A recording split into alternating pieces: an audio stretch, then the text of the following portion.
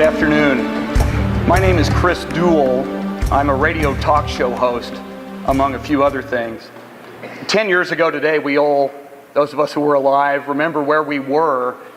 I was on the radio talking with San Antonio on WOAI radio, along with my partner at the time, Charlie Parker, and a number of other people who were in the newsroom as we watched on television what happened in New York City and at the Pentagon and in Shanksville, Pennsylvania.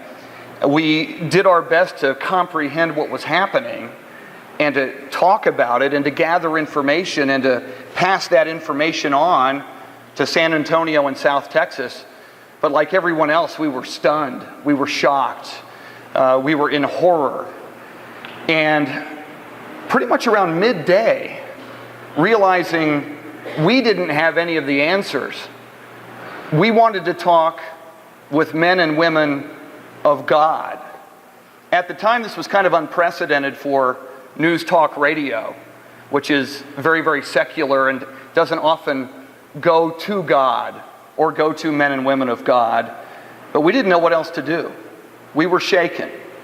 So we got on the phone and we asked those in our community who might have some answers, who might be able to offer us some peace and some solace and some understanding in our grief, to come on the air with us.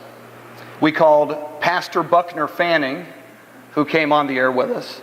We called Rabbi Barry Block, who came on the air with us and is here with us this afternoon. And we called Imam Omar Shakir.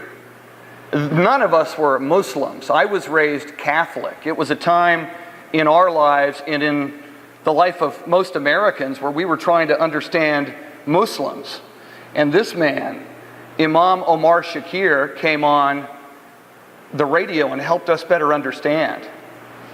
And in these 10 years, as we have looked at faith and looked at God, it's hard for us to comprehend how on that day, fairly educated, middle to upper class young men believed the way to God is to hijack these airplanes and obliterate themselves and obliterate innocent men, women, and children. And the more that we talked to these men and women of faith, the more we realized that the true essence of God that we know is a God of love. And I wonder, along the way, these young men who created what happened 10 years ago today, I wonder what might have changed if there had been a peace center that they might have attended at some time in their lives. If perhaps people in their lives waged peace and waged love and showed them there's another way, there's a better way, there's a more true way that will resonate with your heart and with the one true God. Because it seems to me one of the most bizarre concepts that human beings have is, my God's better than your God. My God's better than your God. In fact, it gets worse than that. My God is the only God, and if you don't believe exactly the way I believe, then I can kill you. Then you're an infidel. And yet, those of us in this room who have had a more direct experience of God know that this is not true. Being able to see Christians like Mary Earl, Muslims like Imam Omar Shakir, a Jewish rabbi like Rabbi Barry Block come together in the name of God, in the name of love, in the name of peace, shows us that there are many paths to the mountaintop, and we can get along on this planet in the name of peace. Thanks.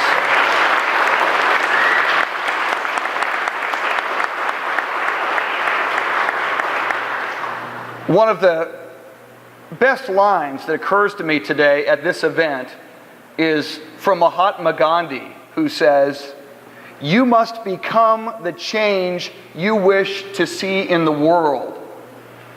I think, as Americans especially, 10 years ago. I think we're conditioned to be consumers of culture, consumers of religion, even consumers of God, and I mean passive consumers. We sit and have it fed to us through the television, through the radio, now through the internet, from a man or a woman of God. We want them to give us the answers. We want them to show us the roadmap, show us the way.